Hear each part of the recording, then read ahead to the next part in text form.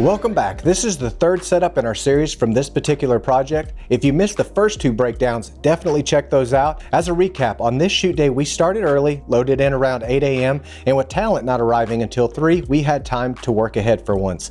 We managed to get 4 out of the 5 scenes pre-lit without the pressure of talent or clients waiting on us. And with small crews, that kind of thing, it's everything. It gave us the space to dial in the look, solve problems up front, and keep that day moving. We shot this entire project on the RED V-Raptor X paired with DZO Arles lenses, running mostly wide open at t1.4 and using the Breakthrough Cinema DFM variable ND to stay flexible with our exposure.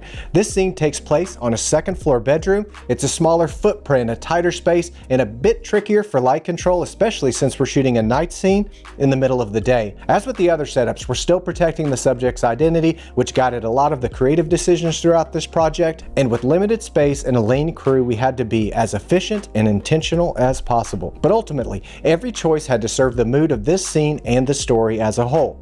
Let's walk through how we approached it. We started off with the lamps in the room. Again, we are using 2 of the Aputure B7c bulbs for that control over intensity and color.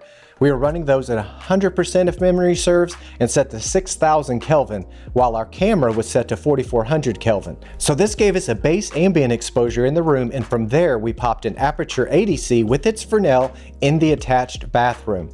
We used the door frame in combination with the barn doors to control and shape the light. The 80C was also set to 6000 Kelvin, and I can't remember exactly, but I'm thinking it was around 50% output. The next thing we had to tackle was controlling that daylight coming in through the windows. Of course, we did not have our black solids on the van, so instead we had to use 2 18x48 floppies to block out the light. The bathroom, it also had a half moon window, so we black wrapped it to get that under control. The final light stroke was we placed that Godox F600Bi outside of the bedroom door. It was set to 2700 Kelvin and 100% and was pushed through a 6x6 frame of artificial silk. In these final frames, you'll be able to see how all of the pieces came together. We used those practical lamps to anchor our scene, and a subtle push of light from the bathroom to add some dimension, and then that final warm push as the door opens and he exits. So that wraps up our third scene breakdown. Shooting a night scene during the day in a tight bedroom, it definitely came with its own set of challenges.